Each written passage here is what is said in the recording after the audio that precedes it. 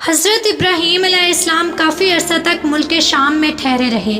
پھر اللہ کی طرف سے خانہ کعبہ بنانے کا حکم ہوا تو آپ علیہ السلام حضرت اسماعیل علیہ السلام کی طرف مکہ روانہ ہوئے۔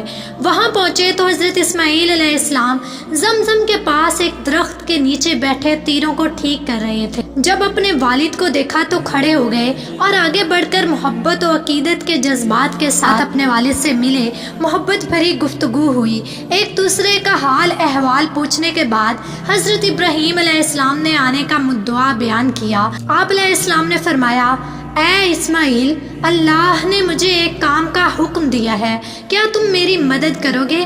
عرض کیا، جی ہاں ضرور۔ حضرت ابراہیم علیہ السلام نے فرمایا، اللہ نے مجھے اپنا گھر بنانے کا حکم دیا ہے۔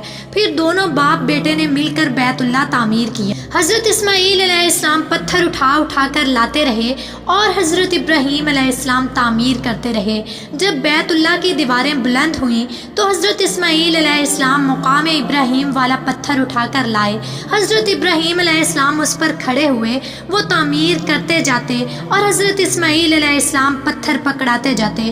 اس وقت دونوں یہ دعا کر رہے تھے، ربنا تقبل منا انک انت السمیع العلیم، یعنی اے ہمارے رب تو ہم سے قبول فرما، بے شک تو ہی سنتا جانتا ہے۔ پھر جب دونوں کعبہ کی تعمیر سے فارغ ہوئے تو اللہ کی طرف سے حکم ہوا کہ لوگوں میں حج کا اعلان کریں۔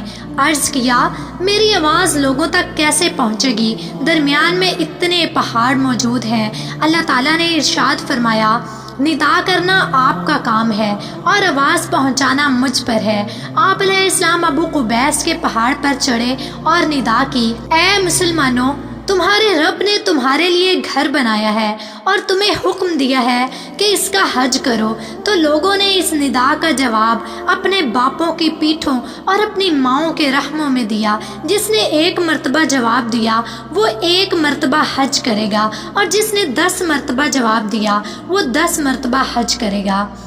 کعبہ معظمہ بیت المعمور یعنی فرشتوں کے کعبہ کی بالکل سیدھ میں ہے۔ اس طرح کہ اگر بیت المعمور نیچے تشریف لائے تو خانہ کعبہ پر آئے، اور ایسے ہی 7 آسمانوں کی عبادت گاہیں ہیں۔